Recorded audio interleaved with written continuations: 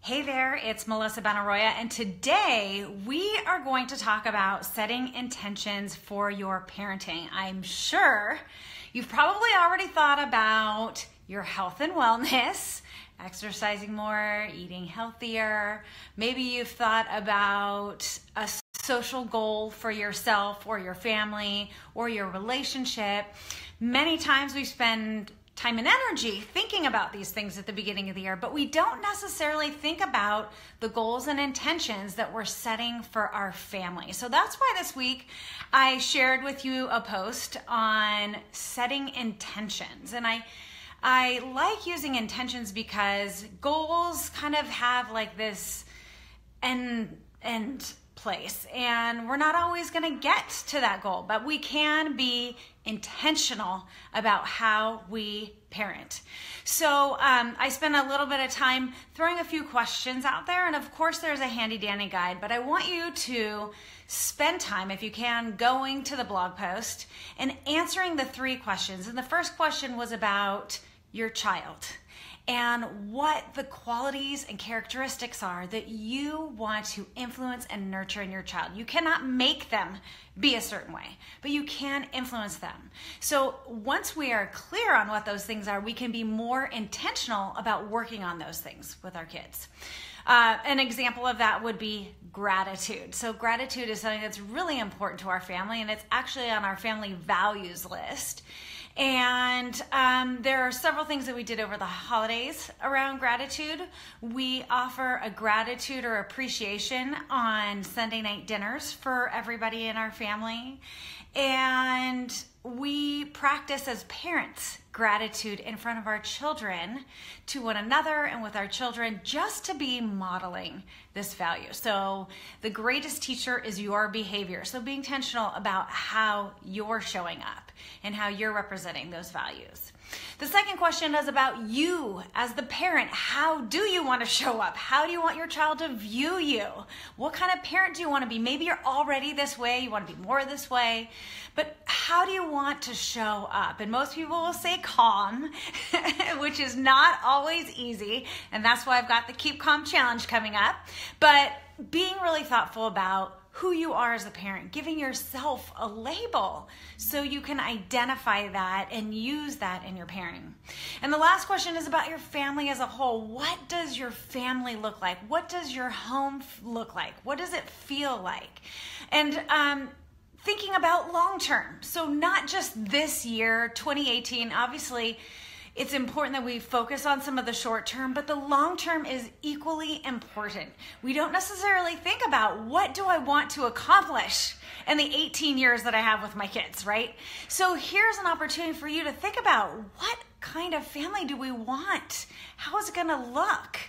What are our kids going to reflect back on? So take a few minutes today. If you can do it by yourself, I suggest, if you have a partner in parenting, that you sit down with your partner, print out the guide, so that way it's right there in front of you. It's very easy, and go through this process. And this is something I go through every year because sometimes things change. And I also go through the values conversation, those qualities, characteristics, and values with my kids. So I'm intentional about how I show up, but as a family, we also are intentional. So this year we made a few little tweaks. It was fun to see how we've grown actually, and where our priorities lie. So great exercise to do with your kids as well, but we got to start with you first. So that's why I want you to think about what your intentions are for this year. Now, I mentioned staying calm because that usually comes up for most parents, or maybe it's patient. And that's why starting on Monday, the Keep Calm Challenge is launching. And this is a free challenge. I am going to get down to the nitty-gritty on how we can be more thoughtful, intentional, present, and calm in parenting our kiddos. I was talking to a mom yesterday, and she said, you know, I really know a lot of these fundamentals, but when I'm angry or at my wit's end, I don't have access to it. So there's a lot that we can do to have access to it. So we're going to spend a lot of time over the next 10 days going through that, and you'll get daily emails with new information or answers to questions. We're also going to do Facebook Live. So right here, you're going to see our challenge Facebook Live. So if you decide midway you want to pop in, you can absolutely pop in. I will catch you up if you are late to the game. That is not a problem. But I really encourage you to show up because there's a lot of valuable information that I'm going to be sharing, and I only run this once a year.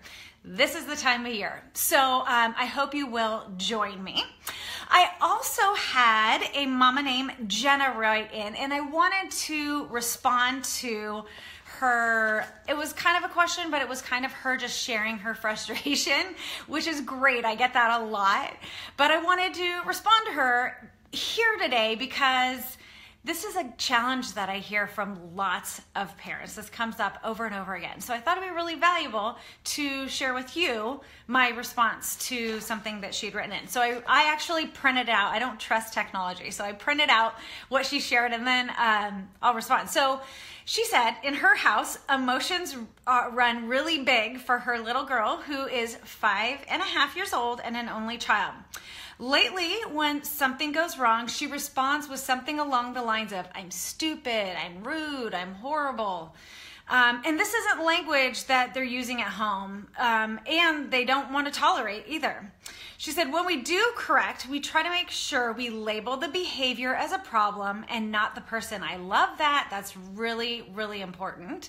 If we tell her that isn't the case, that she isn't whatever negative attribute she named, or that we do in fact love her because her go-to is you don't love me, she'll argue to the contrary. I've gotten to the place where I correct once, and when she repeats the negative, I state something along the lines that I'm not going to argue with her about it because I know it's not true. I don't want her to reinforce negative thoughts about herself. This seems to be getting stronger, and I'm concerned about her self-image. So thank you so much for sending that in. So I do think being mindful of how we respond when our children have big emotions or challenging behaviors, and like you said, separating the behavior from the child's attributes. So thinking about maybe she wasn't sharing and wasn't being a good friend.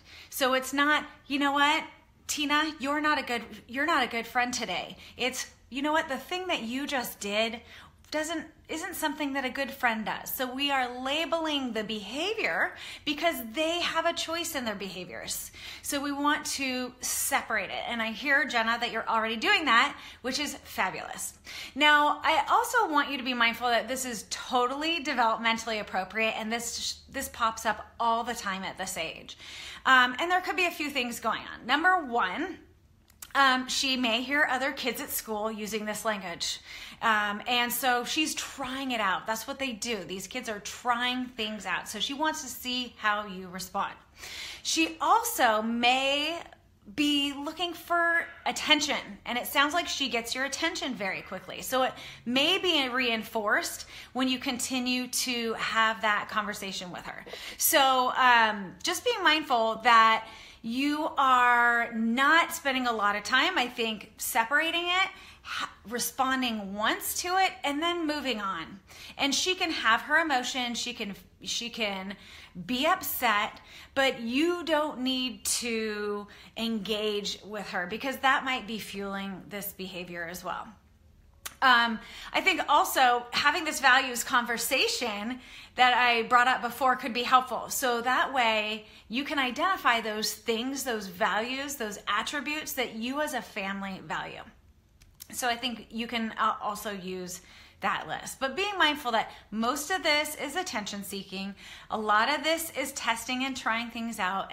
And whatever you decide to do, the most important piece is that you are consistent. So please make sure you respond consistently. Otherwise, she's going to keep testing and not engaging and noticing that you may be getting emotional. You may be getting reactive and focusing on keeping your body calm, because if you are calm, your child's going to be able to become calm more quickly. And that's what we're going to talk about in the Keep Calm Challenge. So show up. Anyway, so I just wanted to quickly note that and not take it personally. I have a lot of parents that will take this personally, like you don't love me or I don't love you.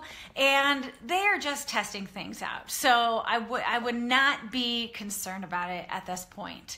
And it's not going to affect her self-image, unless I would say you are agreeing with her, which you're not. But this is her just testing. 5-year-olds have a tendency to test socially a lot in that year of life. All right, well, I am going to sign off. I would love to hear what some of your intentions are for 2018 and beyond, and whether you had a successful opportunity to sit down with your partner or do it yourself, and just think through these 3 questions that I shared today. All right, well, if you do have questions, you are welcome always to throw that in the chat box, because I can respond to you right here, right now. And I did invite Jenna to come today, but I don't know if she made it. And I will also respond later. So if something comes up and you're watching this video later, which most people are going to watch it later, please make sure you tag me so I see it and I can respond quickly. All right, everybody, have a fabulous weekend. I hope everything is calmed down a little bit during this last week. I know most people are back to school and back to work. So my hope is that things have kind of gotten back to normal for you. All right, have a great weekend, and I will see you next Friday. Bye for now.